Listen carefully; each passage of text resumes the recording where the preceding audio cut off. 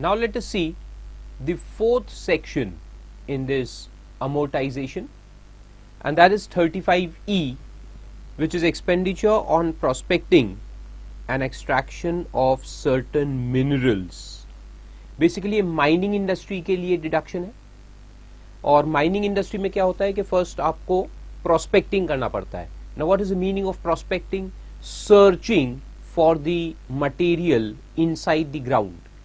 जो भी मिनरल्स है वो जमीन के ऊपर तो नहीं पड़े कि फावड़ा लेके गए जमा करके ले आए, है ना, वो जमीन के अंदर गड़े हुए हैं. तो हमें प्रोस्पेक्टिंग करना पड़ता है. तो बोर वगैरह ड्रॉ करके देखे जाएंगे कि कहां पर कितने डेप्थ पे मिनरल्स अवेलेबल है, उसको निकाल के अपन देखेंगे. फिर उसका पूरा माइनिंग स्ट्रक्चर बनता है, यानी कि डिजाइनिंग होता है कि कहां कहां कितना कितना डिपॉजिट्स है, कोल, लिग्नाइट, मिनरल्स जो भी है, कहां कितना डिपॉजिट. और ये फीजिबिलिटी रिपोर्ट बनता है कि भाई अगर इतना डिपॉजिट है, 5 मिलियन टन्स का डिपॉजिट है, तो माइन बनाना पॉसिबल है. इतना खर्चा करेंगे तो उससे कुछ निकलेगा प्रॉफिट. अगर बहुत कम डिपॉजिट है तो माइन बनाना पॉसिबल नहीं होगा. तो ये पूरा प्रोस्पेक्टिंग, फिर उसका प्लानिंग, फिर एग्जीक्यूशन स्टेज पे आता है, यानी कि माइन को डेवलप करना है. तो माइन का मतलब पूरा उसका स्ट्रक्चर डेवलप होगा, कहां से लोग अंदर जाएंगे, कहां से मटेरियल बाहर आएगा, पूरा डेवलपमेंट. उसके बाद जाके कमर्शियल प्रोडक्शन शुरू हो. करेक्ट. तो ये जो पूरा खर्चा हुआ कहां पर, प्रोस्पेक्टिंग एंड डेवलपमेंट स्टेज पे जो खर्चा हुआ है वो अपन पहले एक्यूमुलेट करेंगे और फिर उसे 35E सेक्शन के अंदर अमोर्टाइज करेंगे. कौन से साल से? जहां से आपका कमर्शियल प्रोडक्शन चालू होगा उस साल से लेके 10 साल में अमोर्टाइज करेंगे. तो वो ये सेक्शन है 35E. Very simple one, let's see. तो असेसी सबसे पहले दिया है वो ये देखो, Indian company.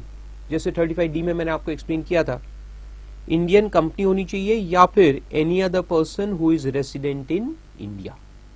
Okay, so for company assessees it should be Indian, and for other assessees they should be resident in India.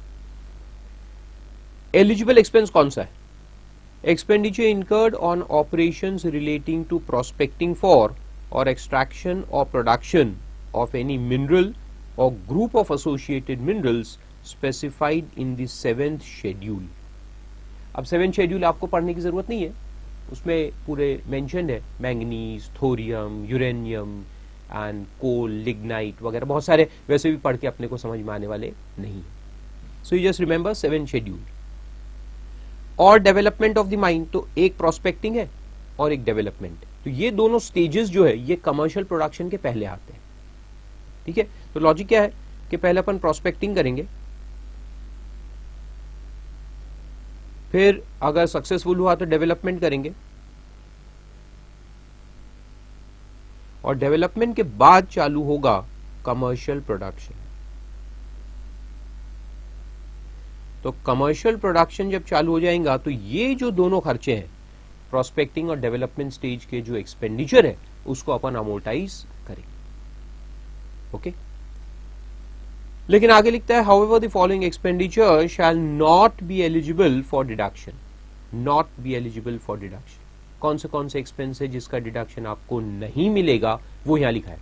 तो अगर 35D से इसको कंपेयर करें, जो लास्ट लेक्चर में हमने देखा था डी, प्रिलिमिनरी एक्सपेंस, उसमें वो एक्सपेंस मेंशन है जिसका डिडक्शन मिलता है. करेक्ट. यहां पे उल्टा है, यहां पे लिखा है all expenditure, any expenditure will qualify. तो ये जो ऊपर में लिखा था ना एनी एक्सपेंडिचर, इसको आप अंडरलाइन करो अच्छे से और उसके ऊपर में लिख लो any expenditure means revenue and capital.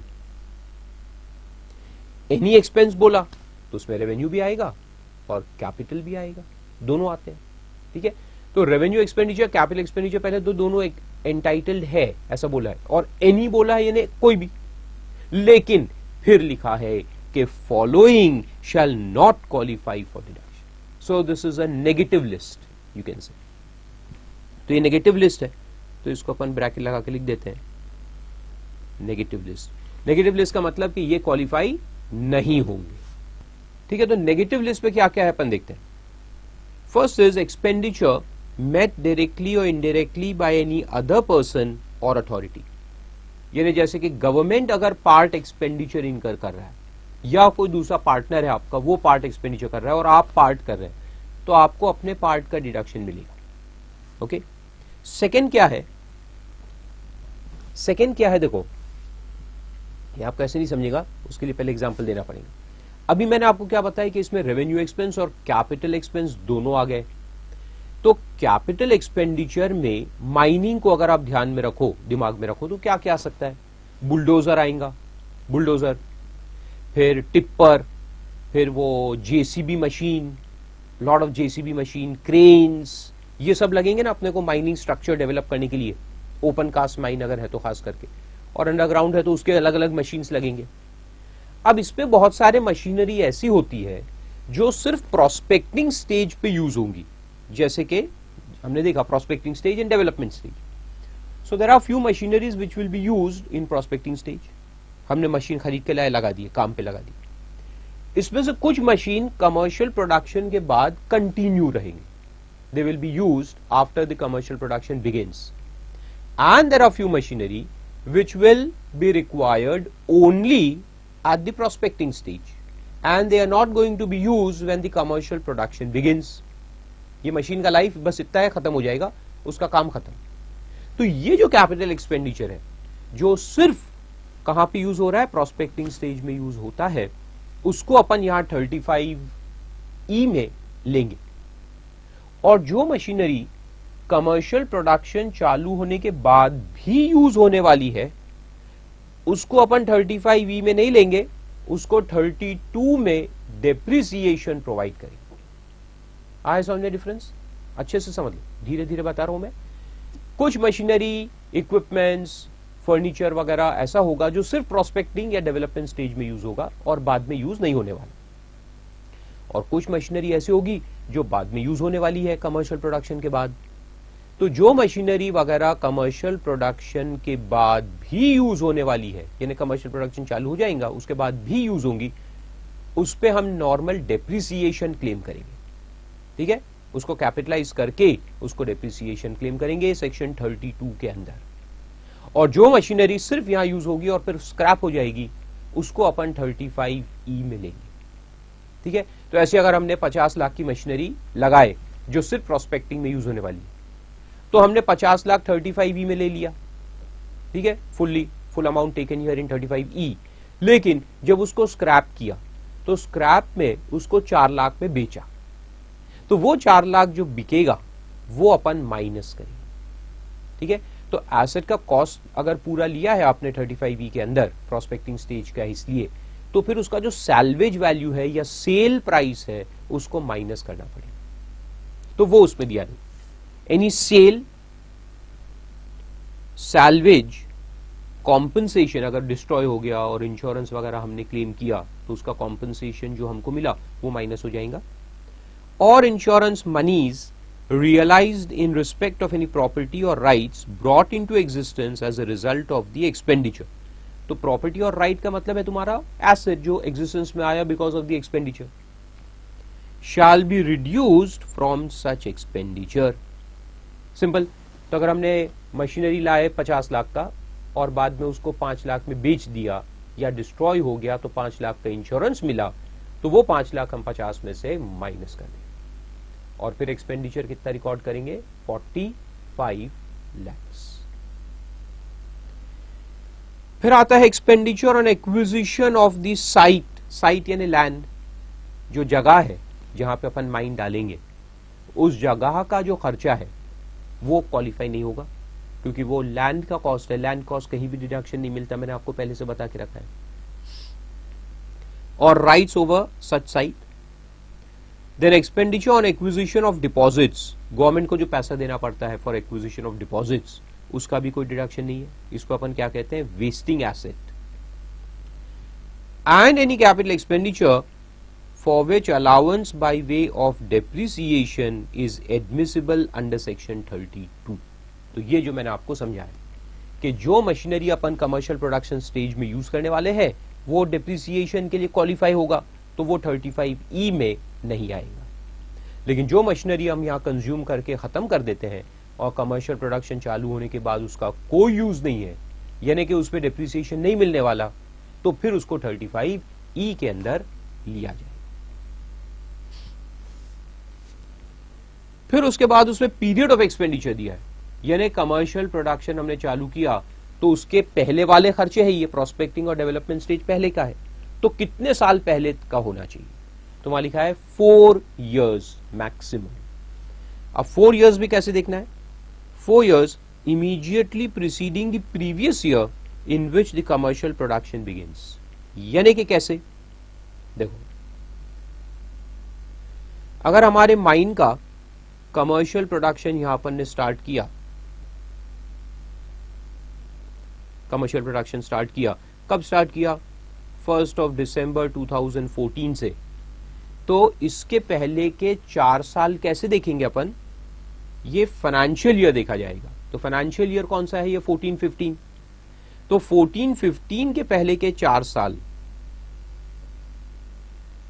यानी कि 13-14, 12-13, 11-12 एंड 10-11। तो 10-11, 11-12, 12-13, 13-14, ऐसे 4 साल में जो जो खर्चे हमने किए होंगे वो सब क्वालिफाई होंगे। सो expenditure incurred during these 4 years will qualify for deduction, उसका डिडक्शन यहां पर देंगे। तो 4 साल का टाइम लिमिट है, इसके अंदर जो भी खर्चा किया वो क्वालिफाई होगा। और फिर सवाल आता है कि क्या इसका कोई सीलिंग है, जैसे प्रिलिमिनरी एक्सपेंस में सीलिंग था 5% ऑफ कैपिटल एम्प्लॉयड या कॉस्ट ऑफ प्रोजेक्ट, तो यहां कोई सीलिंग है क्या, तो आंसर है no, there is no ceiling. The whole expenditure qualifies, there is no ceiling. ठीक है, कोई सीलिंग नहीं, यानी पूरा जो एक्सपेंडिचर इनकर किया है पूरा क्वालिफाई होगा। और इसका जो डिडक्शन देंगे वो कब स्टार्ट करेंगे, जिस साल में कमर्शियल प्रोडक्शन चालू हुआ उस साल से स्टार्ट करेंगे, एंड कितने साल में देंगे, इन 10 years, 10 साल में इसको अमोर्टाइज करने का। तो डिडक्शन कितना मिलेगा, 1/10, 1/10, 1/10, 1/10 करके 10 साल में लेंगे।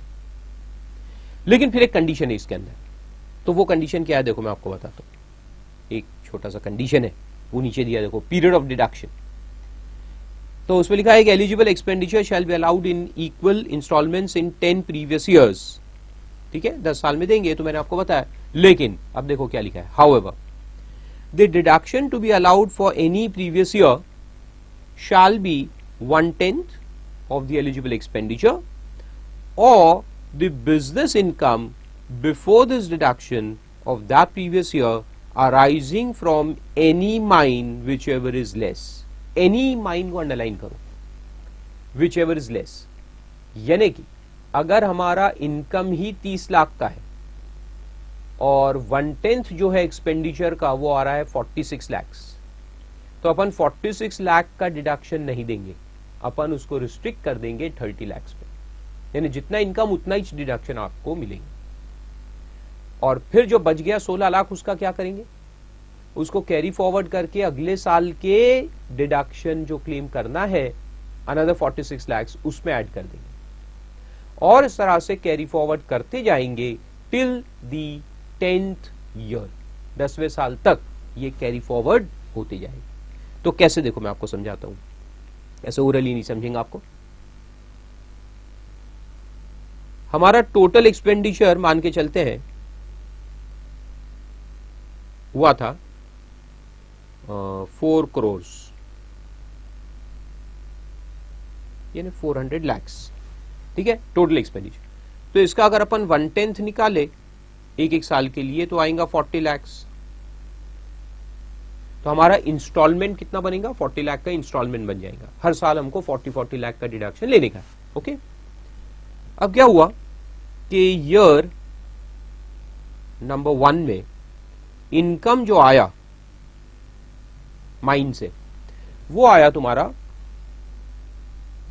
15 लाख, तो अपन डिडक्शन कितना लेंगे, डिडक्शन लेना तो 40 है लेकिन अपन ले पाएंगे सिर्फ 15 लाख। तो फिर अगले साल क्या होगा, या मैं पहले लिख देता हूं अलाउबल, अच्छा ठीक है ओरली अपन समझ लेते हैं। तो फिर अपन जो बैलेंस है उसको कैरी फॉरवर्ड कर लेंगे, तो कैरी फॉरवर्ड कितना आएगा, 25 लाख कैरी फॉरवर्ड हो जाएगा। सेकेंड ईयर में अपना इनकम आया 30 लाख, 30 लाख में फिर अपन इस साल का 40 लेना है तो अपन 30 ले पाएंगे, तो इस साल का भी 10 लाख बच गया, तो वो 10 लाख जो पुराना कैरी फॉरवर्ड है उसमें ऐड हो जाएगा, तो कैरी फॉरवर्ड जो 25 था उसको 10 ऐड करके 35 लाख कैरी फॉरवर्ड हो जाएगा। इन्हें 2 साल का कैरी फॉरवर्ड हो जाएगा तीसरे साल। तो इस तरह से कितने साल कैरी फॉरवर्ड होगा, 10th ईयर जो इसका लास्ट ईयर है अमोर्टाइजेशन का, वहां तक ये कैरी फॉरवर्ड होते जाएगा।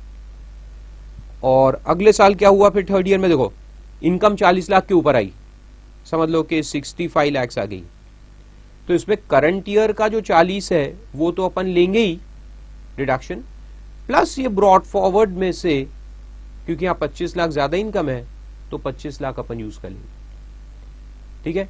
तो 40 plus 25 out of the brought forward, ये 35 में से 25 और लेके आ जाएंगे, 40 इस साल का, करंट ईयर का 40 और 25 उसमें से लेंगे, तो 65 लाख जीरो हो जाएगा।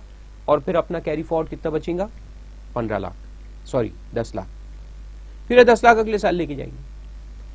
और इस तरह से क्या होगा कि 10th ईयर में, अच्छा चलो पहले 9th लिखता हूं, 9th ईयर में अपना इनकम आया था 30 लाख, और 30 लाख इस साल का अपन ने कैरी फॉरवर्ड किया, और पुराना ब्रॉड फॉरवर्ड समझ लो कि था अनदर 30 लाख ब्रॉड फॉरवर्ड था, प्लस इस साल का 10 लाख ऐड हो जाएगा, तो अभी 40 लाख ब्रॉड फॉरवर्ड हो जाएगा, है ना। ईयर 8th ईयर का ऑलरेडी 30 लाख ब्रॉड फॉरवर्ड होके 9th ईयर में आया था, और इस साल का और 10 लाख, तो 40 हो गया। अभी 10th ईयर है लास्ट ईयर, ठीक है। 10th ईयर में अगर आपका इनकम माइनिंग से आया 30 करता हूं क्या, नहीं थोड़ा सा ज्यादा कर देते हैं, let's take it as 45 lakh, तो करंट ईयर का 40 तो डिडक्शन मिलेगा, और ब्रॉड फॉरवर्ड में से 5 का डिडक्शन मिल जाएगा, तो टोटल डिडक्शन अपना 45 लाख हो जाएगा। और अब जो बच गया 35, 40 में से 5 तो सेट ऑफ हो गया, लेकिन अब 35 जो बच गया उसका क्या होगा, कोई बता सकता है? जो 35 लाख बच गया है उसका क्या होगा, वो लैप्स हो जाएगा। सेक्शन कहता है कि वो लैप्स हो जाएगा, उसका डिडक्शन आप 11th ईयर में क्लेम नहीं कर सकते, ठीक है, it will lapse. So the thing is that you better do good business and generate more income. If you generate more income, you are entitled to set off 35 lakhs in the 10th year itself. 10वें साल में जो balance बचेगा वो 11वें साल में carry forward नहीं होगा। आया समझ में? It will not be carried forward to the 11th year. So that is very important. You have to set off your complete deduction in the 10th year. That's the maximum. और first year का जो amount है वो भी carry forward होते होते होते होते 10th ईयर तक आ सकता है, बट दिस इज इट। और सेकेंड ईयर का जो है वो भी 10th ईयर तक आएगा, 5th ईयर का जो है वो भी 10th ईयर तक ही आएगा, और 9th ईयर का जो है वो भी 10th ईयर तक ही आएगा। बस 10th year is the last year, उसमें सेट ऑफ हुआ तो हुआ, वरना लैप्स हो जाएगा। ये तो एक बात हुई। दूसरी बात ये कि ये जो इनकम अपन यहां लेते हैं सेट ऑफ के लिए, ये इनकम जो है ये है from all mines taken together. यानी मेरे पास अगर M1, M2, M3, M4 4 mine है, ठीक है, जिसमें से ये M4 जो है दिस इज दी, बराबर से लिखता हूं मैं, M4 जो है ये न्यू माइन है जिसके लिए हमने खर्चा किया हुआ है, ठीक है, इसका खर्चा, इसका एक्सपेंडिचर है जिसको अपने को डिडक्शन लेना है। और ये सब जो है ये पुरानी माइन है, ओल्ड चल रही है सालों से। तो अब ये एक्सपेंडिचर का जो हमको डिडक्शन मिलता है उसके लिए अपन देखते हैं कि भाई maximum deduction is up to the income. तो वो इनकम क्या सिर्फ माइन नंबर 4 की ली जाएगी या चारों माइंस की मिलाकर कौन सी इनकम ली जाएगी? अपन इनकम लेते ना, इसका 1/10 अपन लेंगे, deduction is equal to 1/10 of the expenditure. लेकिन जो मुझे इनकम लेना है वो इनकम कौन सी लेना है? तो वहां लिखा है एनी माइन, सेक्शन में क्या लिखा है? Any mine. तो एनी माइन का मतलब है कि जो इनकम हम लेंगे for set of of this deduction वो लेंगे all 4 mines, all 4 mines put together. ठीक है, ये एक बात। और दूसरी बात ये कि अगर इसमें से एक आध माइन, एक मेरे पास और माइन है, मालूम है आपको, एक मेरे पास और माइन है, माइन नंबर 11, ऐसा कोई नंबर से मेरा मतलब नहीं है 1 2 3 4, माइन 11 करके एक पुरानी माइन, लेकिन ये जो है ये वो जो स्पेसिफाइड मिनरल्स है 7 शेड्यूल के वो वाली नहीं है, नॉट कवर्ड, ऐसे लिख देता हूं मैं, by 7 schedule of income tax act. तो 7 शेड्यूल में जो मिनरल्स एंड एसोसिएटेड मिनरल्स का लिस्ट है वो वाली माइन ये नहीं है, ये कोई और चीज की माइन, तो इसकी इनकम अपन नहीं लेंगे, याद रखो। तो यहां जो मैंने लिखा है ऑल 4 माइंस, तो ऑल 4 माइंस का मतलब क्या है, all 4 mines which are extracting minerals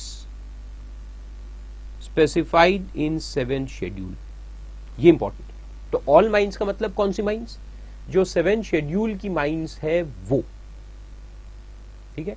तो वो सारे माइंस की अपन इनकम लेंगे और उसमें से डिडक्शन अलाउ करें। तो ऐसा ये section 35E, very simple one.